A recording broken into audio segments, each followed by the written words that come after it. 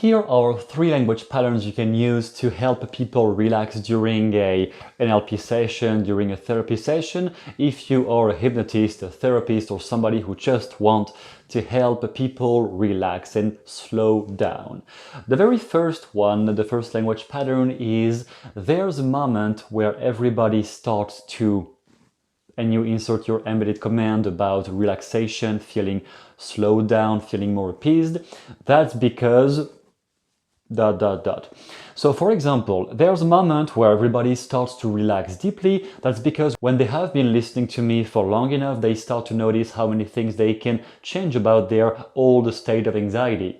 For example, you are going to help people slowing down and erasing all their negative voices or cooling down themselves from the inside by linking that with a universal quantifier coming from the Milton model. Universal quantifiers, everyone, everybody, all the people, someone.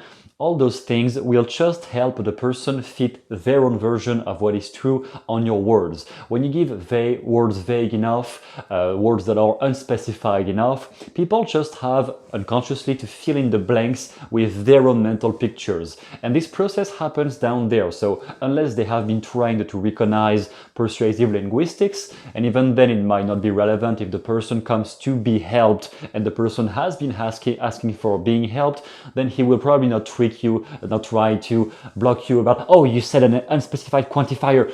They will just not give a damn about it because they want to be helped. So there's a moment where everybody starts to. The everybody starts to is bypassing the resistance of I can't.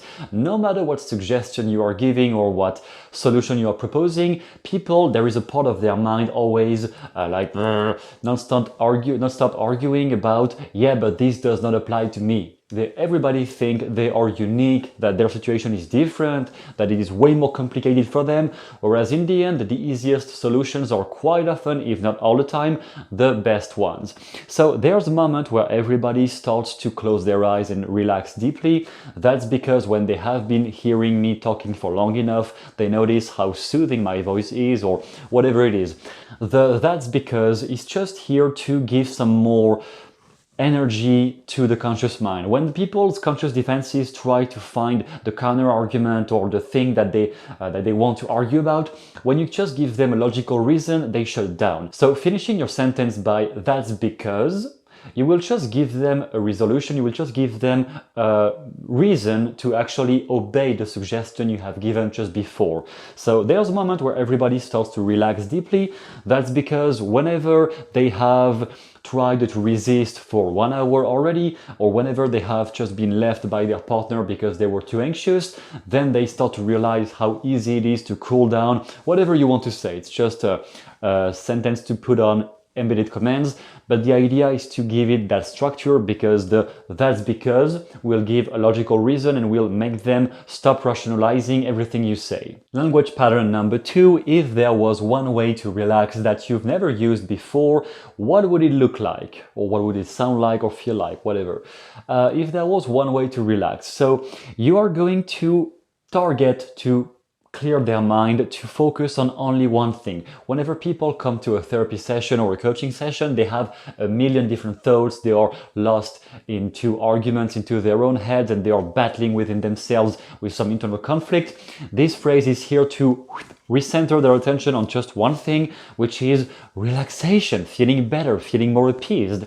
So if there was one way, you say one way to really clear target, focus their attention on just one thing and stop their mind for constantly going into 1,000 directions, especially some people I have seen in therapy sometimes just go into the next topic and the next topic and the next topic and they're endless talking nonstop because in the end they are just nervous and they are trying to prevent you from asking them the one question they are afraid of answering, so they just talk and talk and talk and talk to prevent you from actually unveiling, showing you the wounded or the most vulnerable part of themselves. So if there was one way to relax that you've never used before, this pattern here is here to just make them open the pathway to something else, and it is pacing the natural excuse of it's impossible. The natural fired up excuse that will come out when you ask people if there is a simple solution is always, oh, I can't, it's impossible, not with me, not now, not anymore. It's always something like, it's not possible because there is this, too many things. So something that you've never used before, it's already passing a limitation. If you have never used it before, then you can't argue with me with, yeah, but in my past, something that you never used before, something you were never aware of before up to that point. Therefore, it is passing a limitation. I can't. Yeah, you haven't been able to, of course.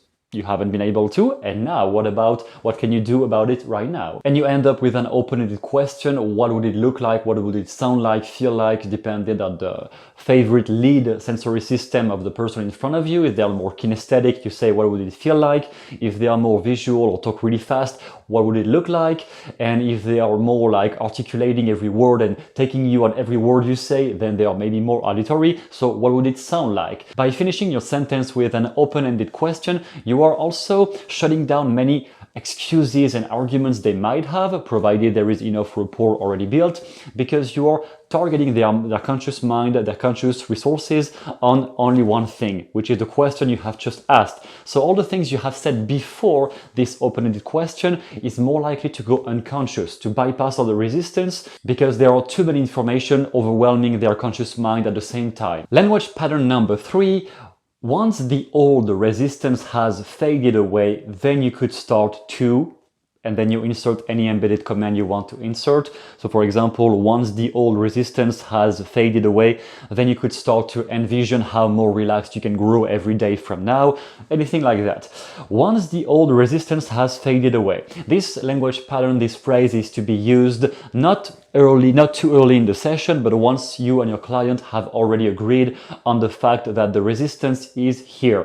You have already identified with your client, he wants to change this, he wants to accomplish that, but he knows there is something resisting inside himself. He may not completely articulate what it is, but at least his conscious mind has acknowledged that there is a resistance he can't really get past. You would use this language pattern only after that, after you and your client have already agreed that yes, there is something resisting. If you try to presuppose there is a resistance before the person has actually acknowledged it, they might just resist the actual resistance. So once the resistance has faded away, once is a temporal predicate from the Milton model, it is presupposing it will happen anyway, even if you're not aware of how. But once you will have agreed that this video is changing your life, so I'm not even asking you, will it change your life? I'm just saying once it will. It is presupposing everything I say will happen anyway. It is unconscious presupposition. Once the old resistance has faded away, so I am presupposing it will fade away in any case, even if you resist, even if people disagree with you, even if you have been worrying non-stop for all the nights for the past 3 years. Even with that, once the resistance has faded away and you turn down the inflection of your voice at the end of the sentence, once the resistance has faded away, and you pause, then you could start eventually to notice how many more ways you have to relax that you haven't thought about before. And you can just elaborate any new positive pathway, any new positive future pacing expectations you want them to believe into or envision from their future. You're just going to elaborate, create more links, more structures for how can life feel better? How can life feel more alive, feel more refreshing, feel more joyful? Just anything that will drop down the anxiety and make them go toward a more positive outcome. That is all for this video. You can just rewatch it and just take notes on how to use those language patterns. Most likely I would advise you to use them on yourself, write down some things about your current problems and write down suggestions randomly of how could it be better, how could you feel better, and by changing your internal states, the more you play that process with yourself, the easier it is to do it with somebody else intuitively without thinking about what to say, because you will have just created neural synapses, neural links, neural pathways to always create language on the spot.